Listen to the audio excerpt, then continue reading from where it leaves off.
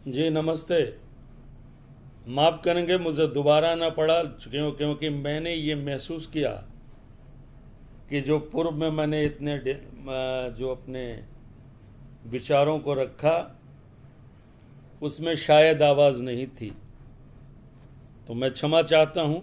मैंने पूर्व के वीडियो को मैंने डिलीट कर दिया और मैं फिर से सोचा कि मैं अब आऊँ।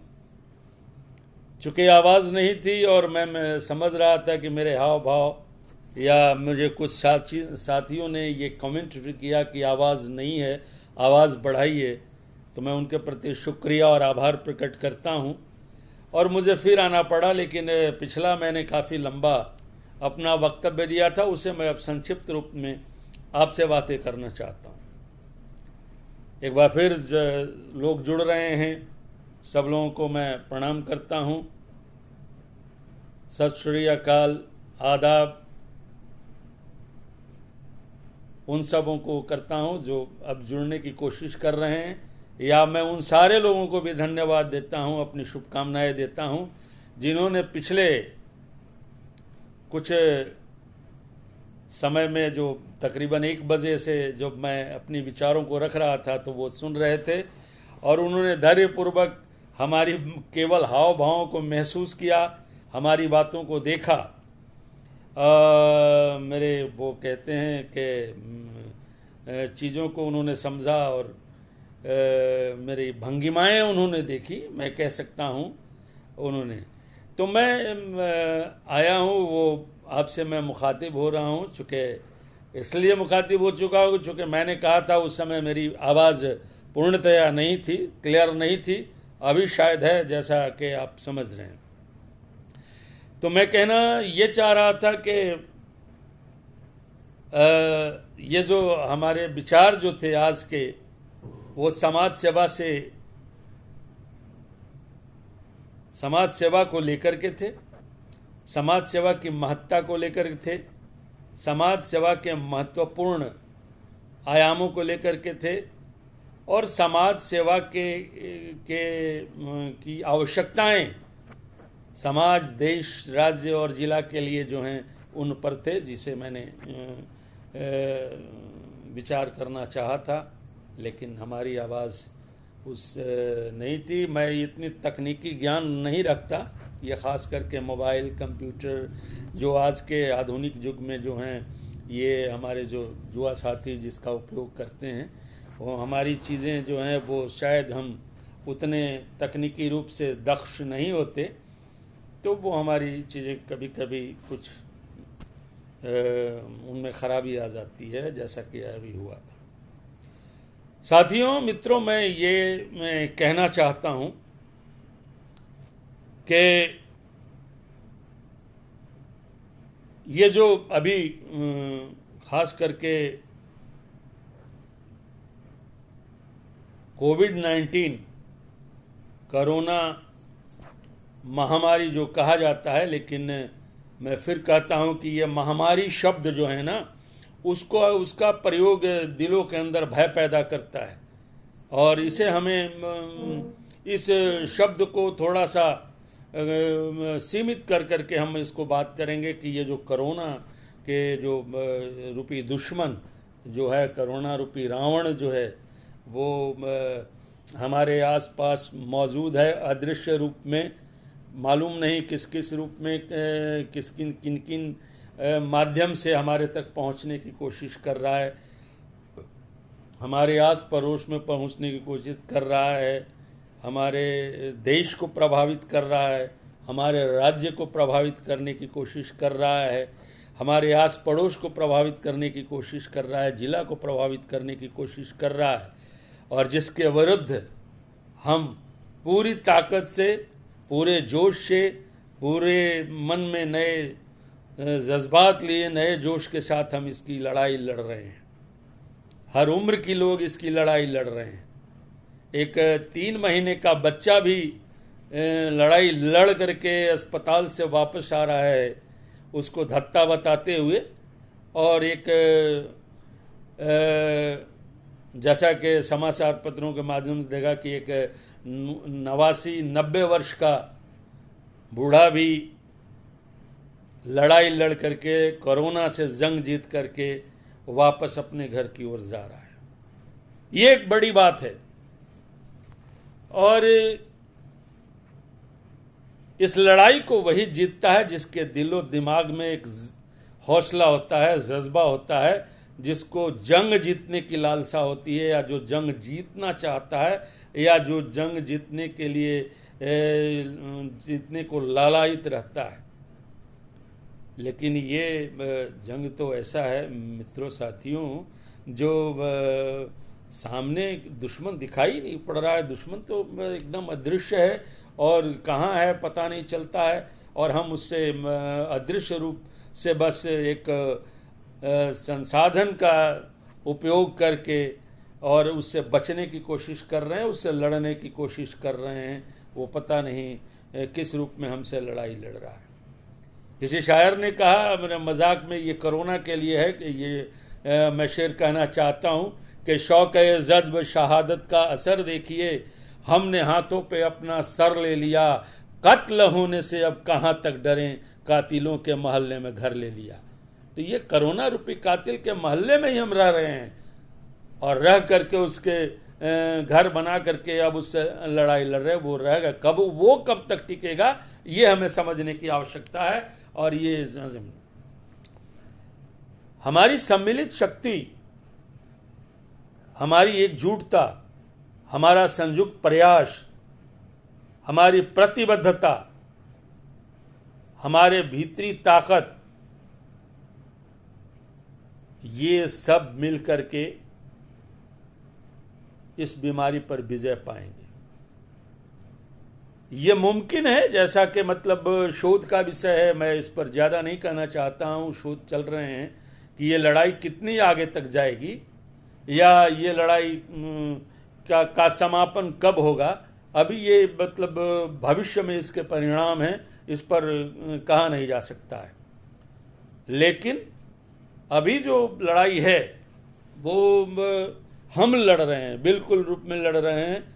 हमारी जो सरकार है, भारत की सरकार है, वो लड़ रही है इसके विरुद्ध में, अपने कई तरह के दिशा निर्देशों को हमारी आम जनता तक पहुंचा करके, उस पैकेज दे करके, वगैरह वगैरह बहुत सारी चीज़ों को दे करके वो आम जनता को राहत पहुंचाने की कोशिश राज्य सरकारें लड़ रही हैं।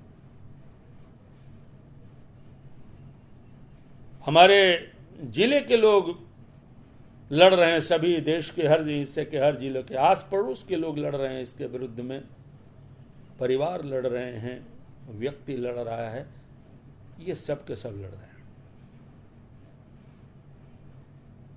और इस लड़ाई में जो सबसे बड़ी बात है कि जो एक वातावरण तैयार हुआ, भय का वातावरण जो पूरे देश में तैयार हुआ, और जिसके कारण लोग जहां कहां रोजी रोटी की तलाश में थे, काम कर रहे थे, परिवार का पालन पोषण कर रहे थे, अपने उत्तरदायित्वों का निर्वहन करके अपने घरों को चलाने की कोशिश कर रहे थे, वो सब के सब आज बिखरने की स्थिति में आ गए। ऐसी विषम परिस्थिति आई है, और इस विषम परिस्थिति में एक अजीबो गरीब स्थिति पैदा हो गई। आज पिछले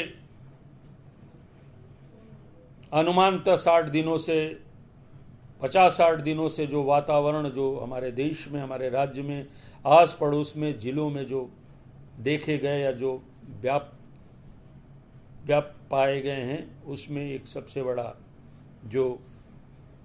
बड़ी जो चिंता बनी रही, वो लोग अपने लोगों से अपने लोगों तक पहुंचने की रही, अपने घरों तक जाने की रही, अपनी मिट्टी को सलाम करने के लिए जाने की रही, अपने जन्मभूमि तक पहुंचने की रही। ये सारी चीज़ें आपने देखी, ये सारी चीज़ें आई। और जब देश में लॉकडाउन हुआ, अचानक से ही कहें आप उसे कि अचानक से लॉकडाउन हुआ तो परिस्थितियां कुछ उलट सी गई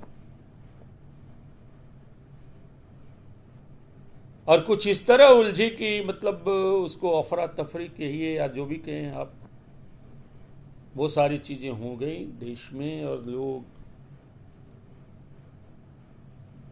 घरों में बंद हो गए।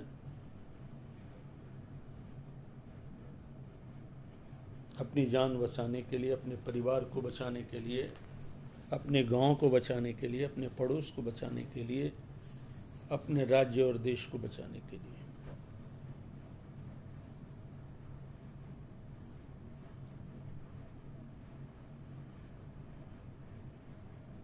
सरकार के दिशा निर्देश जारी किए गए, गाइडलाइन के, कैसे हम रहें, कैसे बचें, किन किन चीज़ों का प्रयोग करें, कैसे सुरक्षित रहें, अपने जीवन को सुरक्षित करें, वगैरह वगैरह सारी चीज़ें बताई गई सरकार के द्वारा, जिसका हम लोगों ने पालन अब तक किया और करते आ रहे हैं। बावजूद इसके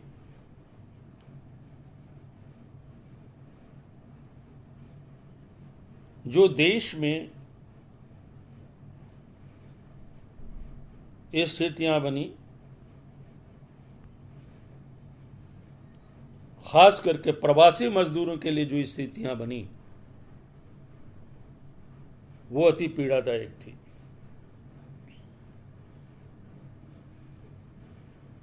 आप ये कह सकते हैं उसको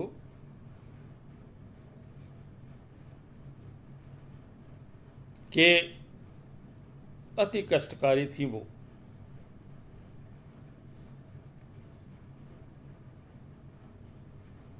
सड़कों पे मौतें हो रही थी, रेल की पटरियों पर मौतें हो रही थी, रेल ट्रेन में मौत हो रही थी, हो रही हैं।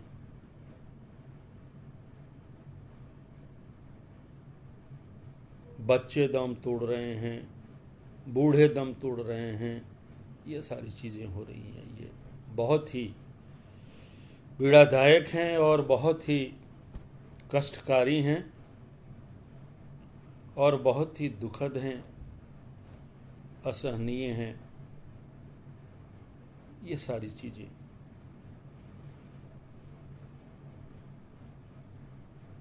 अभी भी कुछ हद तक ये चीज़ें, ये घटनाएं, दुर्घटनाएं हो रही हैं और इन विषम परिस्थितियों में जब ऐसी आपदा की घड़ी आई, विषम परिस्थिति आई, तो इसमें समाज सेवा की आवश्यकता महसूस की गई और सामाजिक संगठनों का ये दायित्व बना कि हम पीड़ित, अपने देश की पीड़ित आबादी को सहायता पहुंचाएं। समाज सेवा में आ गया और समाज सेवा में जो खास बात होती है, वो सबसे बड़ी बात होती है वो ये कि समाज सेवा में किसी तरह कोई भेदभाव नहीं होते।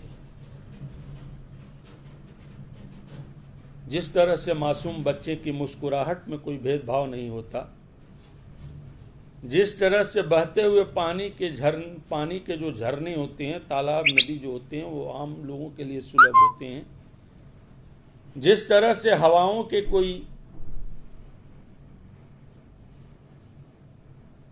जात समुदायों में भेदभाव हवाएं नहीं करती, सूर्य की किरणें नहीं करती, खुशबुएं नहीं करती, ठीक उसी तरह समाज सेवा में लगे लोगों के हृदय में भी कोई दूसरी तरह की भेदभावनाएं नहीं होती। सबके लिए सुलभ होते हैं, सबके लिए उपलब्ध होते हैं, सबके दिलों को सुकून पहुंचाने का कार्य करते हैं, चाहे वो किसी समाज के किसी तबके का हो, समाज के किसी वर्ग का हो, समाज के किसी हिस्से का हो, समाज के किसी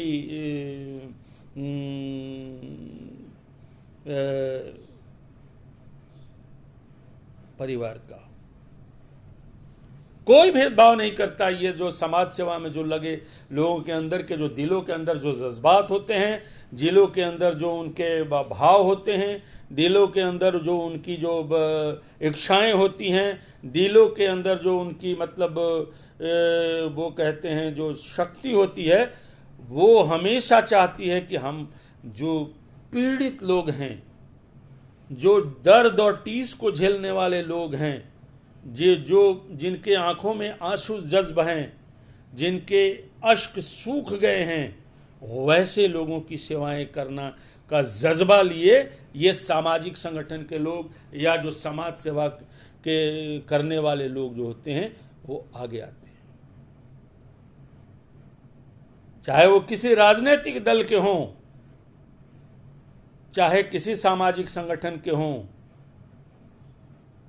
चाहे किसी चीज से जुड़े हों, लेकिन विपत्ति में, विपदा की घड़ी में, आपदा की घड़ी में जो लोग जिस भाव से जिन चीजों को लेकर के राहत पहुंचाने आते हैं, उनके अंतर्गत केवल एक ही भावना होती है। अब वो भावना होती है सेवा की। सेवा मेरा हर एक से उल्फत करना, क्या हिंदू क्या मुसलमान से मोहब्बत करना, जायज है बताओ किस मजहब में इंसान को इंसान से नफरत करना। कोई भावनाएं भेदभाव लिए हुए नहीं होती हैं, वो बिल्कुल काम करते हैं अपनी भावना के अंदर, अपने अंदर जोश। और सेवा भावनाएं लेकर चलने वाले लोगों की कोई उम्र नहीं होती, इच्छाएं रखने वालों की भी कोई उम्र नहीं होती। 10 बरस के बच्चे से लेकर के 90 बरस के बूढ़े के अंतर्गत भी सेवा करने के भावनाएं जो है सो चलती रहती हैं। और हमारी भारत की संस्कृति तो इसमें बहुत आगे है। किसी धर्म से अगर आप जोड़ करके इसको देखें तो सेवा भाव चहुदिश दिखेगा, चारों तरफ दिखेगा। ये हमारे वेद पुराण साहित्य कुरान जो भी कह ले, जिन चीज़ों की आप मतलब आप व्याख्यान में अपनी लेंगे या जो पढ़ेंगे या शब्दों का आकलन करेंगे या जो सारी चीज़ों को देखेंगे तो सबों में सेवा भावनाएं रहती। और यही कारण है कि देश में जब भगवान गुरुद्वारे, मस्जिदों के, मंदिरों के सारे कपाट बंद होने के बाद लोग ये समझे कि भगवान कपाट के अंदर बंद हो गए, तो ये बात उन्हें गौर करनी चाहिए कि वो भगवान जो कपाट के अंदर बंद नहीं हुए, वो कपाट से बाहर आए और कपाट से बाहर आकर के समाज सेवा के रूप में समाज के में रहने वाले लोगों के भीतर प्रवेश करके, कोरोना योद्धाओं में भीतर प्रवेश करके, चिकित्सकों में प्रवेश करके, नर्सों में प्रवेश करके और सामाजिक संगठनों के लोगों में प्रवेश करके, स्वयं सेवकों में प्रवेश करके, स्वैच्छिक संगठनों में प्रवेश करके और देश के वैसे सारे लोगों में प्रवेश करके आज जो जन सेवा में लगे हैं, भगवान ही काम उनसे करवा रहे हैं, अल्लाह करा रहे हैं, ईश्वर करा रहे हैं, ये मान करके चलना चाहिए हमेशा। क्योंकि बगैर ही भीतरी आत्मा और भीतरी शक्ति के और भीतरी जज्बात के और भीतरी जोश के बिना लोग अति उत्साह से कार्य नहीं कर सकते। और आज अगर हम देश में कुछ हालात को छोड़ करके अगर महसूस कर रहे हैं, सुरक्षित महसूस कर रहे हैं अपने आप को, तो इसका सबसे बड़ा कारण है कि सारे भगवान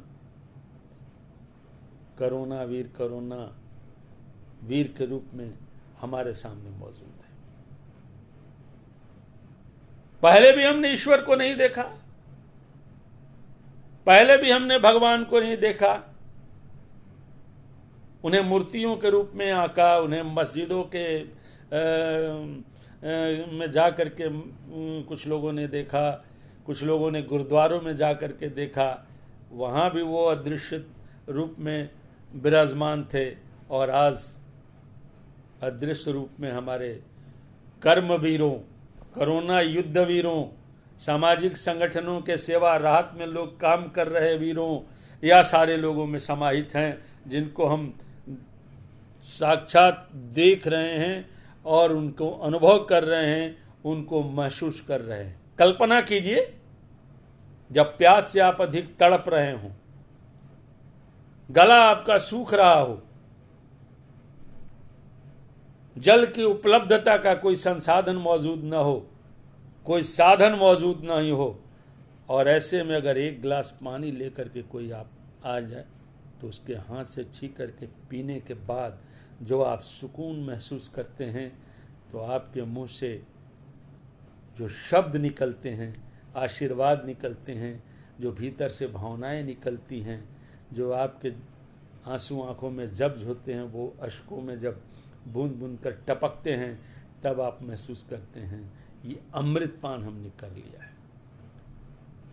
तो ऐसी विषम परिस्थिति में, ऐसी घड़ी में, जब सड़कों पर लोग बेहाल पैदल चले आ रहे हैं, इस तपती धूप में, तपिश में, प्रचंड गर्मी में आ रहे हैं, और जो लोग उनको पहुंचा रहे हैं खाना, उनको पहुंचा रहे हैं पानी, उनके पैरों में डाल रहे हैं चप्पल, उनको दे रहे हैं गमछा, धोती, जो संसाधन, वो सारी चीज़ें जो दे रहे हैं, इन हजारों लाखों लोगों के दिलों से निकलने वाली दुआएं इन कर्मवीर योद्धाओं, करुणावीर योद्धाओं को किसी न किसी रूप में मिलती होंगी, ये मैं महसूस करता हूं। और ये मैं आपसे कहता हूं,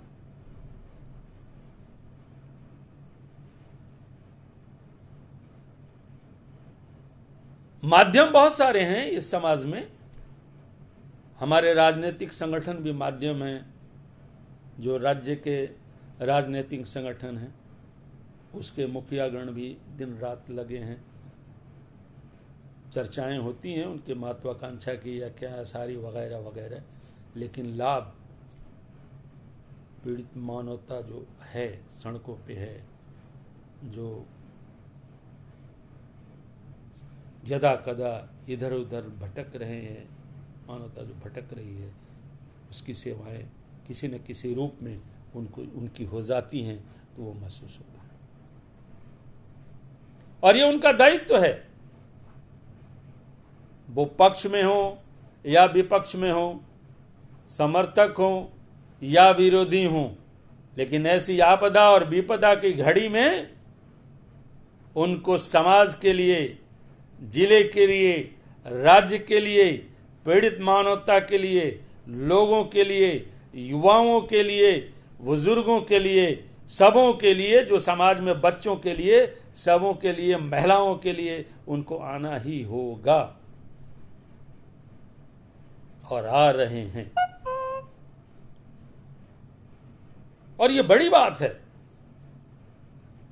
सम्मिलित शक्ति, एकजुट शक्ति, एकताबद्ध होकर के जब किसी लड़ाई में जाई जाती है, जंग को जीतने की कोशिश की जाती है, तब विजय की सफलता जो होती है वो 100% होती है, 100% होती है विजय की सफलता। और ये कोरोना की लड़ाई में भी हमारी भी जो सम्मिलित शक्ति है वो 100% जीती। मैं धन्यवाद देना चाहता हूं सारे सामाजिक संगठनों को, स्वैच्छिक संगठनों को, जिन्होंने सरकार के साथ, जिला प्रशासन के साथ या स्वतंत्र रूप से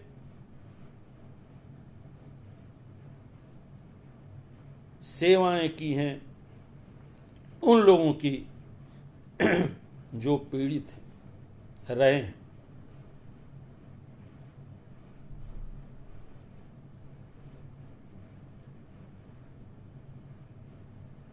और यही कारण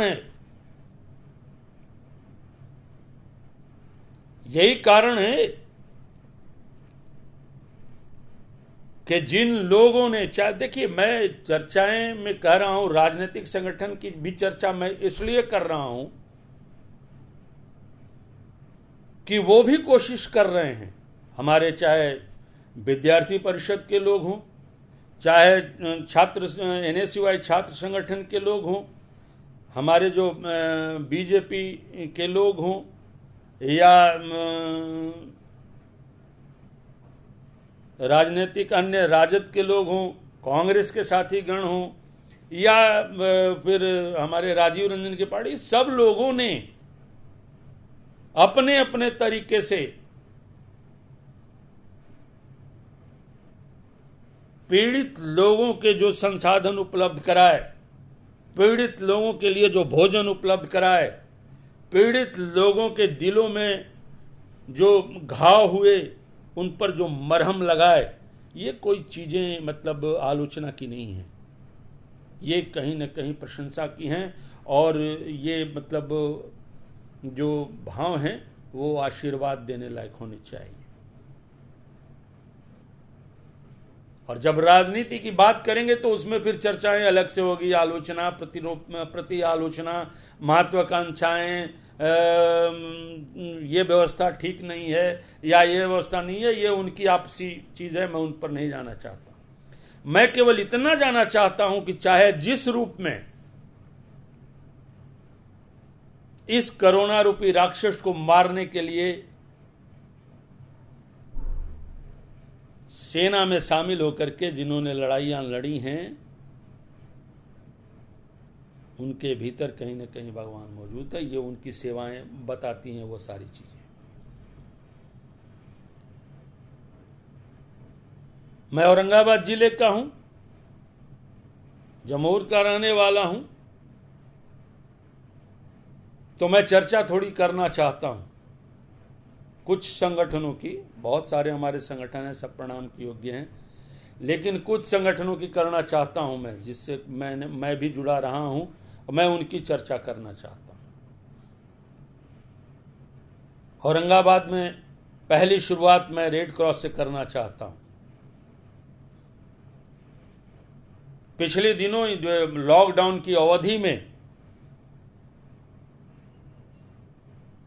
कोरोना के डर से, भय से, कोरोना के मतलब उत्पात से,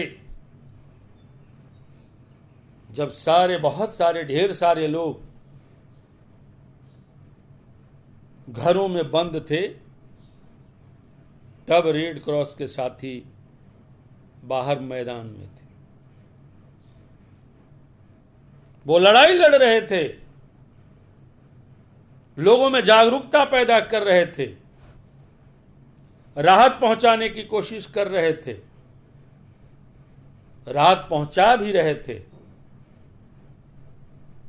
और उसमें औरंगाबाद की युवा टीम जो है बहुत ज़्यादा अपने स्वैच्छिक ये स्वयंसेवकों को लेकर के वो काम कर रही थी, आज भी कर रही है। और आज तो मतलब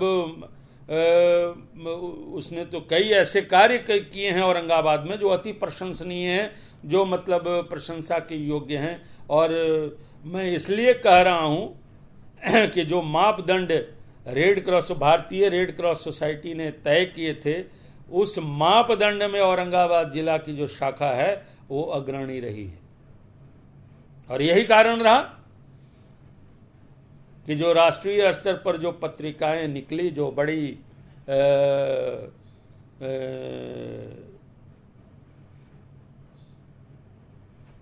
खोजबीन के बाद, बड़े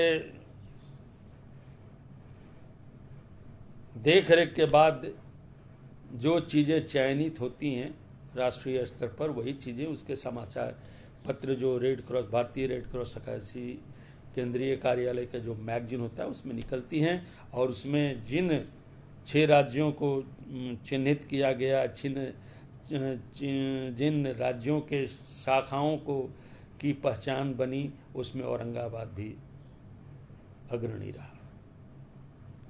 तो ये प्रशंसनीय थे, मैं बधाई देना चाहता हूँ औरंगाबाद रेड क्रॉस। कई इनोवेटिव आइडियाज उन्होंने उत्पन्न किए, लोगों की सीमाओं तक छोड़ना, सामुदायिक किचन चलाना, लोगों को जल आपूर्ति करना, मंदिर के पुजारियों को राशन पहुंचाना, नाई को राशन पहुंचाना, और हर वैसे लोगों को राहत पहुंचाने का कार्य करना, उसके लिए नंबर जारी करना।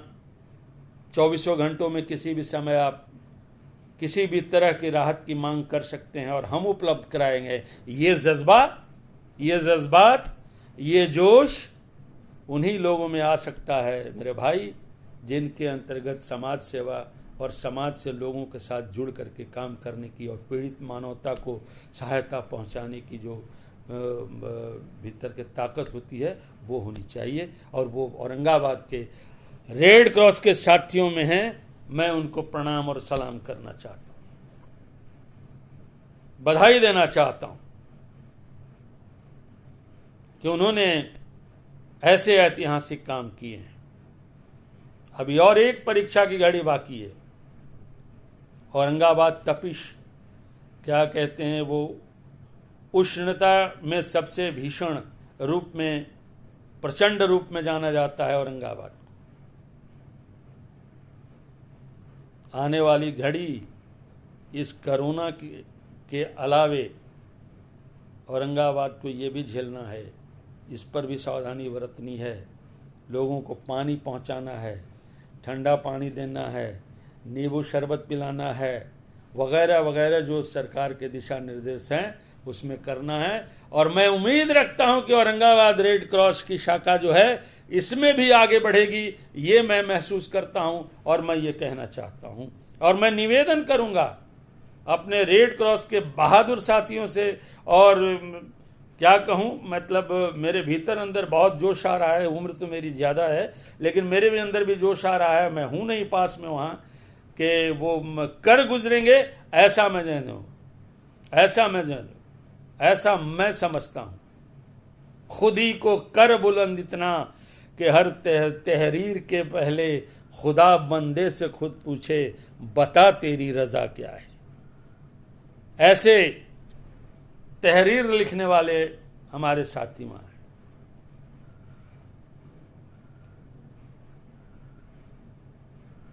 लॉन्ग टर्म प्रोजेक्ट है मेरे भाई, ये मतलब शॉर्ट टर्म नहीं है। बहुत ताकत और बड़े जोश और बड़ी हिम्मत और बड़ी सोच के साथ, बड़े उच्च विचार के साथ, बड़ी मानसिक शक्ति के साथ ये लड़ाई लड़नी होगी। ये लंबा चलेगा, ज़्यादा लंबा चलेगा। ये कोरोना की लड़ाई जो है ना, आगे बहुत लंबी लड़ाई है और इसमें है। और मैं साथियों से अनुरोध करना चाहूँगा कि जो 60+ के लोग हैं, खास करके जो बुजुर्ग हैं, उनके लिए एक प्लान जरूर तैयार करें। नौजवानों में इम्यूनिटी ज़्यादा होती है,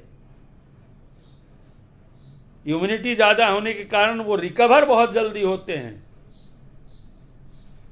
और रिकवर होने से वो फिर लड़ाई में आ सकते हैं, जो उसमें स्वयंसेवक बन सकते हैं, सारी चीज़ें हैं।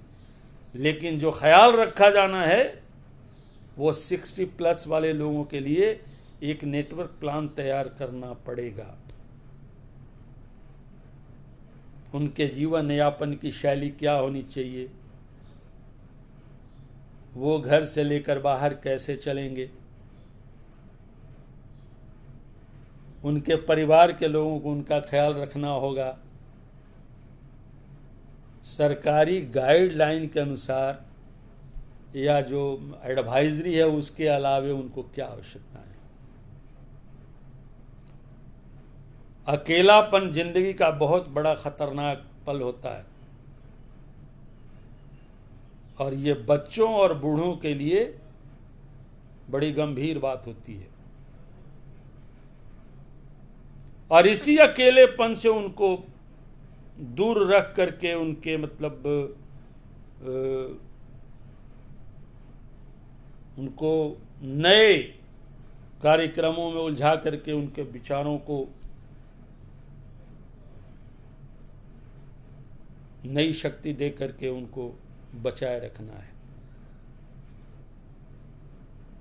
तो ये प्रोजेक्ट परियोजनाएं बनेगी आगे चल करके, आगे क्या होगा सारी चीज। LIC औरंगाबाद की मैं नाम लेना चाहता हूं। एक गुड़ चने से शुरुआत करके उन्होंने बड़ा किचन चलाया, चल भी रहा है, अभी भी चल रहा है वो।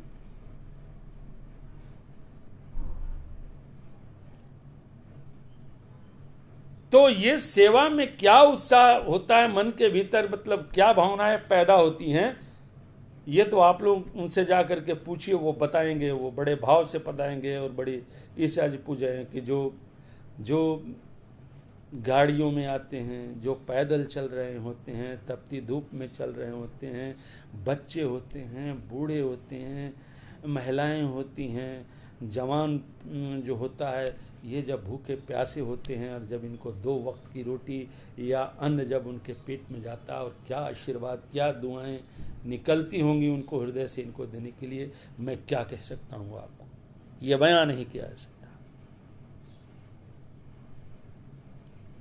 ये शब्द बयां के लिए नहीं है। हम बड़े त्योहार करते हैं, बड़े तीर्थ यात्रा करते हैं, वो सारी चीजें करते हैं।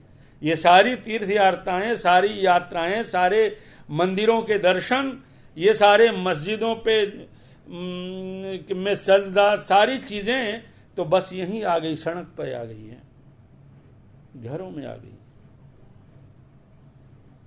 जब हम सेवा भाव से जा करके हम राहत देते हैं तो सब कुछ हमें मिल जाता है। और जो हम भीतर महसूस करते हैं, ये समझ लीजिए क्या महसूस करते हैं।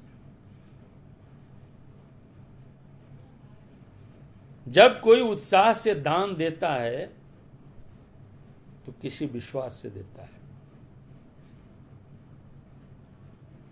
और ये विश्वसनीयता बनाए रखने में जो सफल रहता है, वही सामाजिक संगठन भी सफल रहता है। और इसमें रेड क्रॉस, अभी लाइफ इंश्योरेंस के जो हमारे अभिकर्तांकन का संगठन है, या जो स्वैच्छिक संगठन के कई साथी हैं उनका है, ये विश्वसनीय है। रोटरी क्लब ने जब इसकी नींव ठानी,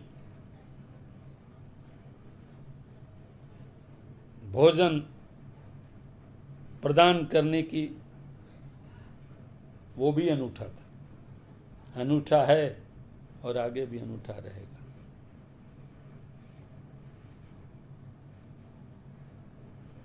और ये अनूठापन कोई ऐसा नहीं है, ये जब हम अपनी संस्कृति में जब हम पैदा लेते हैं और जिस परिवार में पल करके और बड़े होते हैं और बढ़ करके जब आगे जाते हैं, तो हमारी जो सेवा भावना जो है ना, वो हमें घर से ही मिल जाती है, परिवार से मिल जाती है, हमारे सांस्कृतिक त्योहारों से मिल जाती है, जो धरोहर है हमारी, चाहे किसी धर्म समुदाय से हो। लेकिन ये जो मिलती है ना, उसकी बुनियाद हमारा अपना घर ही होता है, और वहीं से हम सीख करके फिर आगे बढ़ते हैं, आगे आते हैं।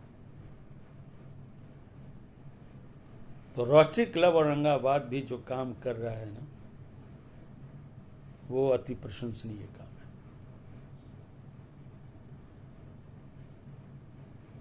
और आप माने या ना माने, बहुत ऐसे दान करता है, दानवीर हैं, जो चुपके से आकर के देख करके और चले जाते हैं, जो अपना नाम नहीं चाहते, मीडिया में अपना नाम नहीं चाहते, समाज में मतलब अपना नाम नहीं चाहते, अखबारों में अपना नाम नहीं छपवाना चाहते, और चुपके से दान दे करके चले जाते हैं।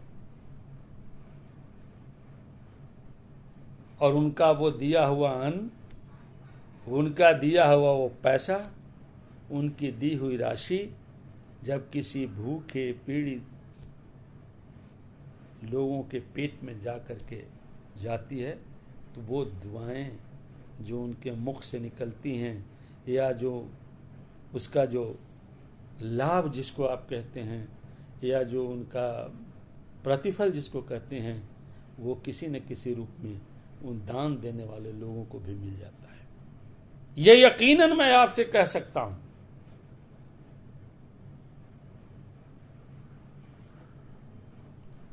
और इसमें घबराना आदमी को नहीं चाहिए। जब कभी क्या होता है, जब हम काम करते हैं समाज में बहुत सारी चीज़ें हैं ना, वो बहुत ऐसी ऐसी चीज़ें भी आती हैं, ऐसे उभर करके आती हैं जब कुछ पलों के लिए आदमी तनाव में जीने लगता है। वो चीज़ें बिल्कुल बेकार सी है, वो नहीं होना चाहिए, वो उसको अलग से लेकर के चलना चाहिए।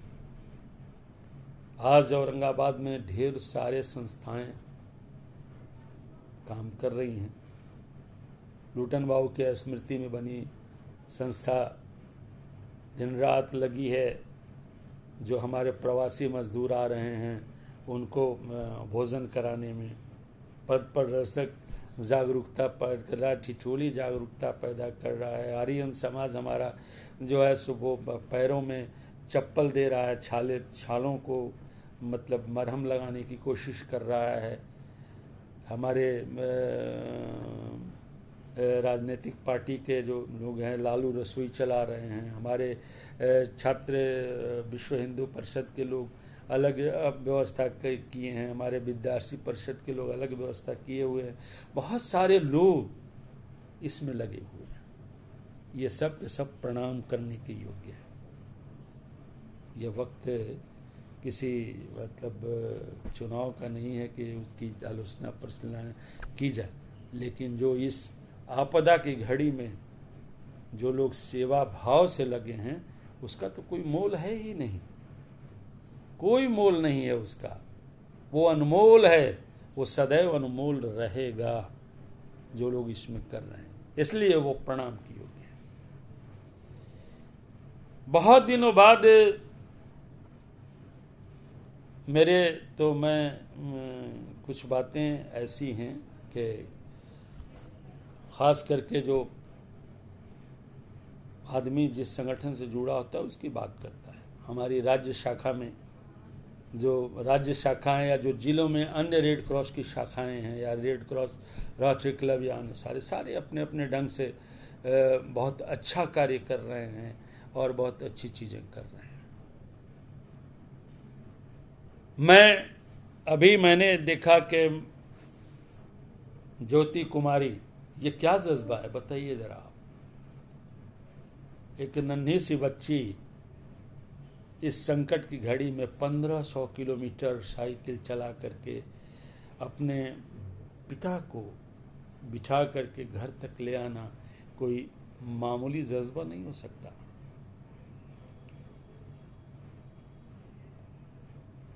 ये शहादत का जज्बा लिए हुए इंसान ही यह कोई कार्य कर सकता है। और जो उसने ये कार्य किया है वो अति प्रशंसनीय है। उसने बहादुरी का काम किया है, वो बहादुर बेटी है। और चूंकि मैं बिहार राज्य बाल कल्याण परिषद का भी उपाध्यक्ष हूँ तो मैंने वीरता पुरस्कार के लिए भी उसके नाम की अनुशंसा की है। महामहिम से अनुरोध किया है, चूँकि महामहिम राज्यपाल महोदय श्री फागू हमारे जो महामहिम हैं हमारे अंदर बिहार राज्य बाल कल्याण परिषद के अंतर्गत और भारतीय बाल कल्याण परिषद जिसका मैं राष्ट्रीय सह कोषाध्यक्ष हूँ उसके अंतर्गत दो बातें बड़ी अच्छी हैं, वो हैं वीरता पुरस्कार की। और ये दोनों जगहों से वीरता पुरस्कार मैं ज्योति पासवान को दिलाने की पुरजोर कोशिश करूंगा।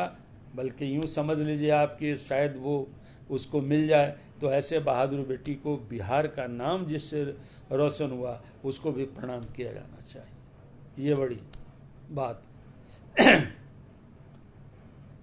वो ये सोच कर चली कि गिरते हैं सहसवार ही मैदान जंग में, वो तिफन क्या गिरेंगे जो घुटनों के बल चले।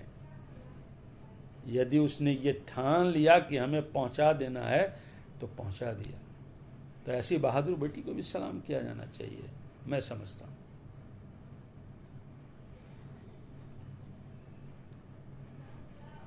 आप जो सब सुन रहे हैं मेरी बात को, बहुत देर से मैं 1 बजे से उलझा हुआ हूँ, 45 मिनट बगैर आवाज़ के बोला। अभी कुछ मैंने उसको हटा दिया, नई तकनीक को अपने ढंग से मैंने इसको शुरू किया, तो मेरी आवाज़ शायद आप तक पहुँच रही है। और आप जैसा कि आप स्थिर हैं, मेरी बात को सुन रहे हैं, तो मैं महसूस कर रहा हूँ कि आप मेरे दिल के करीब हैं और मेरी बातों को आप सुन रहे हैं। अमूमन मेरा मन थोड़ा कभी कभी ऐसा है कि कभी कुछ लिखता हूँ, कभी कुछ दुखबंदी लिखता हूँ, कभी कुछ शेर शायरी करता हूँ, कभी वो सारी चीज़ें। मेरे ढेर सारे पोस्ट हैं मेरे फेसबुक पर, आप देखेंगे तो बहुत ढेर सारी रचनाएं मेरी अपनी होती हैं, जो मेरे शब्द आते हैं मेरे भीतर में, मेरे दिल दिमाग में, मैं उनको संजो कर पोस्ट कर देता हूँ। लेकिन मैं भारतीय, अब इसे किसी अन्यथा न लेकर के मैं धन्यवाद देने की बात करता हूँ और मैं शुक्रिया अदा करने की बात करता हूँ। भारत सरकार हो, राज्य सरकार हो, हमारे औरंगाबाद जिला का प्रशासन हो, पूरे राज्य का प्रशासन हो, राज्य के मुख्यमंत्री हों, उनके सारे चीज़ें हों, कि ये जो सारे लोग इस घड़ी में जो काम कर रहे हैं ना, वो कोई मामूली काम नहीं कर रहे हैं। प्रवासी मजदूरों को अपने राज्यों में बुला करके रोजगार देने का बात, अभी तो प्रक्रियाएं चल रही हैं, मैं उस पर कुछ नहीं कहना चाहता। लेकिन जो लोग आ गए, जिन चीजों को लेकर के आ गए, उससे सावधानी बरतते हुए, सुरक्षित रहते हुए अपने राज्य को बचा लेना एक बड़ी बात होगी, एक बहादुरी और वीरतापूर्ण वाली बात होगी। और अभी जो रेशियो में देख रहा हूँ या जो चीज़ें अभी चल रही हैं, मैं उम्मीद रखता हूँ कि हम सम्मिलित शक्ति से, नई ताकत के साथ इसका मुकाबला करेंगे और इसको बचा करके रखेंगे। मैं ये शुभकामनाएं और संदेश देना चाहता हूँ। चूँकि मैं सामाजिक संगठनों और स्वैच्छिक संगठनों से जुड़ा हूँ, राजनीति छोड़े मुझे कई वर्ष गुजर गए, अब उसमें हूँ नहीं। सामाजिक संगठन और स्वैच्छिक संगठन हमारी जो महत्ता बनाए हुए हैं, या हमारे जो समाज में प्रेजेंस को रखे हुए हैं, वो हमारे सामाजिक संगठन के साथीगण हैं और हमारे स्वैच्छिक संगठन के साथ मेरे बहुत सारे ढेरों सारे मित्र हैं। वो कभी न कभी किसी न किसी कार्यक्रम में हमको उलझा लेते हैं, हमें उलझाए रखते हैं। और इस लॉकडाउन के पीरियड में भी उन्होंने वेबिनार के माध्यम से या कई ऐसी चीज़ों के माध्यम से हमको उलझाए रखा है। हमारी जो खालीपन, जो दिमाग का खालीपन है, अकेलापन है, उसको जो मैंने गतिविधियों में बनाए रखा है, तो मैं उनको हार्दिक धन्यवाद देना चाहता हूँ, शुभकामनाएं उनके प्रति व्यक्त करना चाहता हूँ। और एक लड़ाई तो इसको नहीं कहिए, एक जो सबसे बड़ी उपलब्धता रही, विश्वसनीयता रही, कि सामाजिक संगठनों को इस विपदा महामारी में याद किया गया।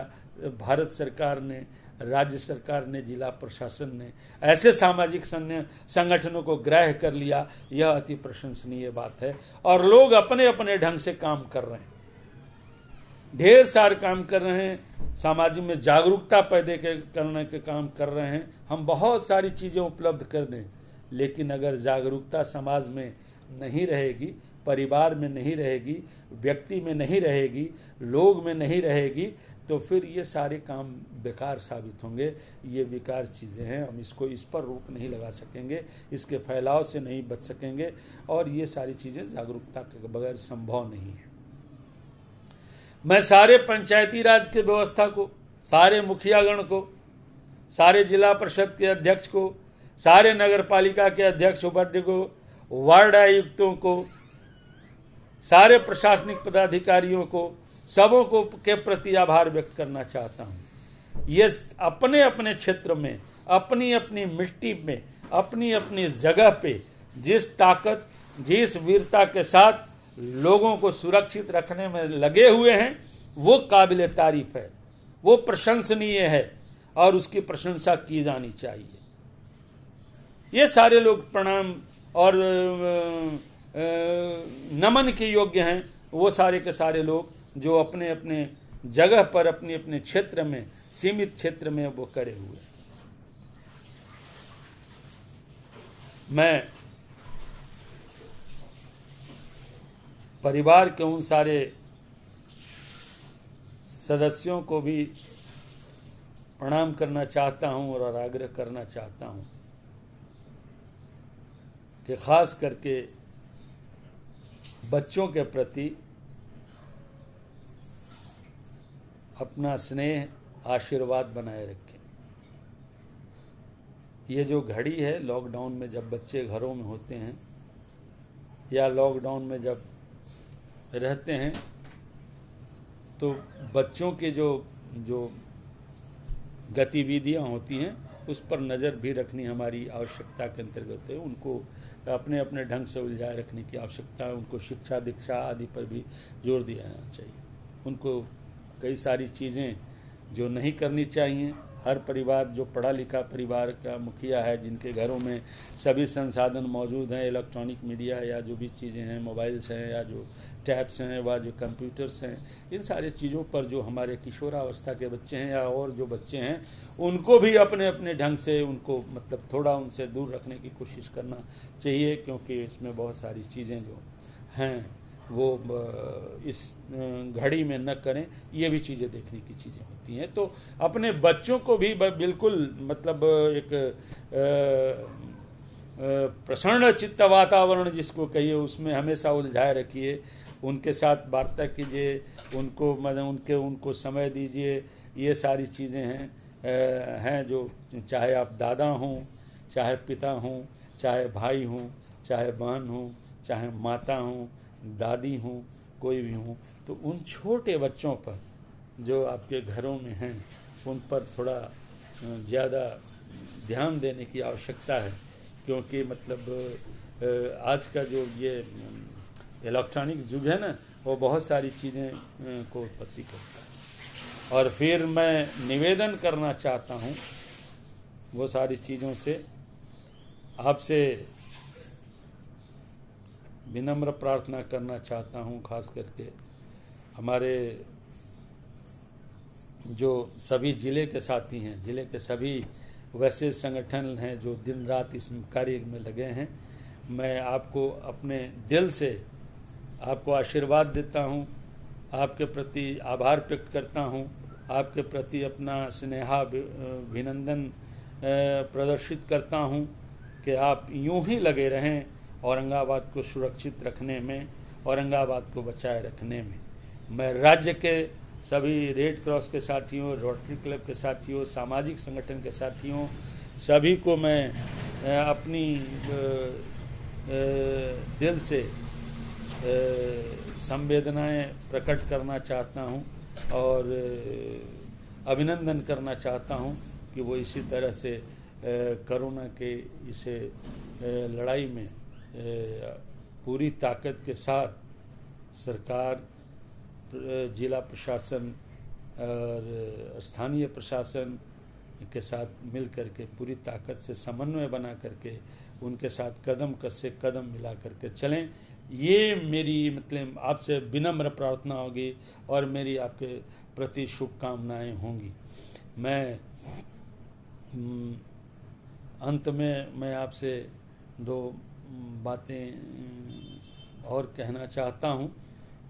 वो ये कि निवेदन करना चाहता हूँ खास करके आप सबों से कि जो हमारे सुन रहे होंगे साथीगण जो इस सेवा भाव कार्य में लगे हैं, कि आप खास करके वो जो समाज से जैसे स्ट्रीट चिल्ड्रन हैं, राज्य जो स्ट्रीट चिल्ड्रन हैं, मैं साथियों से कहना जो भिखमंगे हैं, जो भिखमंगे हैं, स्ट्रीट चिल्ड्रन हैं, थर्ड जेंडर हैं, या फिर जो विक्षिप्त हैं, विक्षिप्त मतलब जो स्पेशल डिजेबिलिटी जिनके अंतर्गत है, वो सारे लोग बहुत अभी समाज में हैं शहर में हैं, ज़िले में हैं, कहीं कहीं गांव में भी हैं, जो उपेक्षित हैं, जो परिवार से मतलब बिछड़े हुए हैं, या परिवार ने जिन्हें अलग रखा हुआ है, वो संवेदना दिखाएं और ऐसे लोगों के प्रति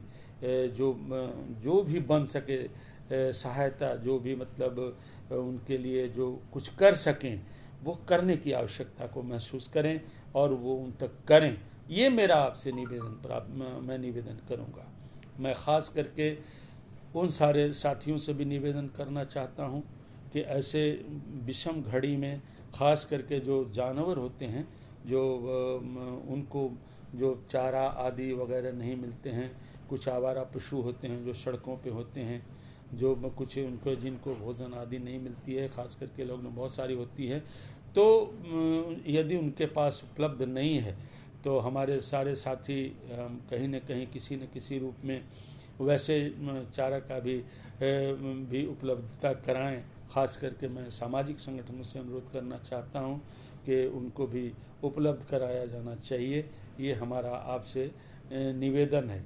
और अंत में मैं सभी कोरोना वीर जो युद्ध में हैं, सेवारत हैं, चाहे वो स्वास्थ्य विभाग के लोग हों, पुलिस प्रशासन के लोग हों, ये पुलिस की बड़ी भूमिका है। ख़ास करके मैं मतलब राज्य के डीजीपी आदरणीय गुप्तेश्वर पांडे जी ने जो समय समय पर दिशा निर्देश दिया, जो लोगों को संबोधित किया, जो आरक्षी अधीक्षक गण ने अपने ज़िलों में सबूत किया, जो जिला पदाधिकारी गण ने अपने ज़िलों में जो सुरक्षाएं प्रदान की, ये सारी मतलब बधाई के पात्र हैं, सम्मान के योग्य हैं और इन्हें सम्मानित किया जाना चाहिए। मैं ये नहीं कहता कि उनको किसी न किसी रूप में सम्मानित कीजिए, जो बन सके सम्मानित कीजिए, ताकि वो इसी तरह उत्साहित होकर के हमको सेवाएं देते रहें या हमारे जीवन को सुरक्षित रख सकें, ये सारी चीज़ें वो कर सकें। ये मेरा निवेदन है। तो इसमें बड़ी भूमिका है सारे लोगों को, और चिकित्सकों को सम्मानित किया जाना चाहिए। वो बहुत सारे जो प्लेटफॉर्म्स है समय समय पर। अभी आगे मैं फिर कहता हूँ, लड़ाई थोड़ी लंबी है, तो मैं अंत में आपसे यही विनम्र प्रार्थना करते हुए अपनी बात को कहते हुए कहता हूँ कि कल भी थी, आज भी है, कल भी रहेगी। आपकी याद मेरे दिल में हर क्षण हर पल रहेगी। आपको तो हर लम्हा शायद भूल जाने की आदत है, पर हमारी दुआएं हर 9 वर्ष पर आपको मिलती रहेंगी, आपको मिलती रहेंगी। धन्यवाद, प्रणाम, शुभकामनाएं, सादर नमन और एक बार पुनः शुभकामनाएं के साथ आपके प्रति हार्दिक आभार व्यक्त करते हुए अपनी वाणी को यहीं विश्राम देता हूं। धन्यवाद, नमस्ते।